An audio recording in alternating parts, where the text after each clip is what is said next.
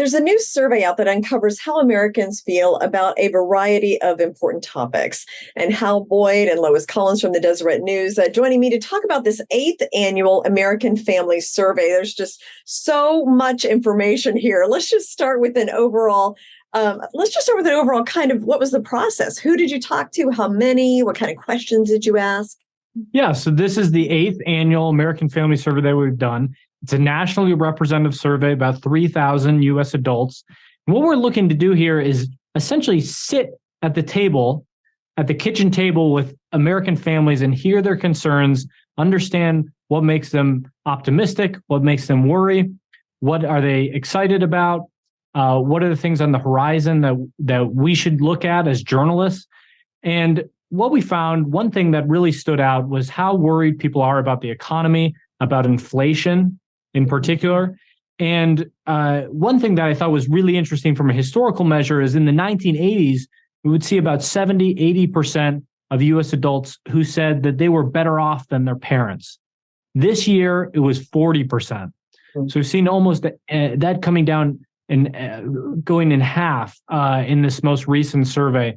But on the flip side, we see some hopeful, optimistic findings about the benefits that accrue to families with regard to a diminishment of isolation, a diminishment of atomization, the role that family plays in building community and fostering upward mobility, the pooling of resources. So it's a little bit of a tale of two families in the sense that there is this concern about the economy, concern about inflation, but also the benefits that continue to accrue through family life. Yeah, interesting. And I guess I know the divisiveness of the country was something that you heard as well. You want to elaborate on that a little bit? Yeah, we heard a lot about divisiveness. A good example of that actually is if you look at abortion and you look at who American families want to make decisions about abortion, about 70%, it's roughly 70% of conservative Republicans hope that states will take that on. It's a slightly smaller number. It's 45% hope that, 55% hope that states will take that on for moderate Republicans. But on the Democrat side, it's very much an urge to have a national policy, a single policy that unites. So it's 83% for the really liberal, and we let them classify themselves, but 83% for the liberals, and on the Democrat side for the moderates, it's only about 66%. What you find, though, is that topic and other topics all have wiggle room. So we found great divisiveness on school shootings. We saw great divisiveness on who should decide what gets taught in schools. We saw great divisiveness on book bannings, but we also found that the extremes are making the noise on both the left and the right, and that there's a great space in the middle where there are people who are willing to talk and compromise and have constructive dialogue. And so I think that's hopeful. No, that's for sure hopeful, because it does feel like everybody's gotten so extreme. So it's nice to know that there are people who are still kind of rational. And you brought up schools, and I know that's been a huge issue with the pandemic, and some of the content has become controversial, and what role parents should play. What did you find out in terms of schools? And I have a 13 and a 15-year-old, so I'm very interested in this as well. My interest. Well, one of the things that we found out with schools is that if you ask who should make the ultimate decision about what's taught at schools, it's parents. Parents think that parents should make the decision. And that was kind of surprising. And a couple of the researchers who put the study together and who wrote the analysis point out that it's hard to get parents to agree. So good luck with that. Eventually, there's going to have to be some sort of democratic process that says we're the school board, we're going to decide, or we're this governing body or the PTA or whatever, because you can't get parents to agree.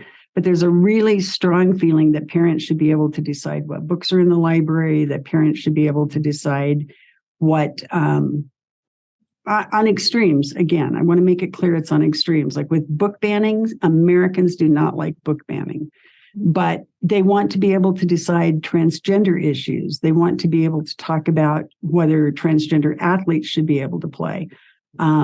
Race, how race is taught in schools. They want it to be inclusive, but they don't want it to be apologetic for the past. So there's just a lot going on in this survey that's really interesting. One thing that I think is particularly salient was how united families are with regard to the things they do. Families take their kids to the movies. They attend church with their kids. And that's something we saw across the political spectrum. People care about their kids. They love their kids. They love their marriage generally. Surprising that they love their kids, especially when they're teenagers in the home. But that's the case. And that's something that is hopeful. And I think something that's optimistic that came out of the survey. Yeah. I'm laughing because I have the teenagers, and yeah, they're awesome, but there's a lot of eye rolling going on. So I will. What about some of the hot button policy issues? I mean, there's gun purchases and things like that. Where do Americans tend to fall on those areas? They tend to, the area where there might be room for some agreement is actually background checks. Otherwise, it's pretty polarized. There is a really strong feeling among Democrats that they want more gun control, and a really strong feeling among Republicans that they do not want gun control.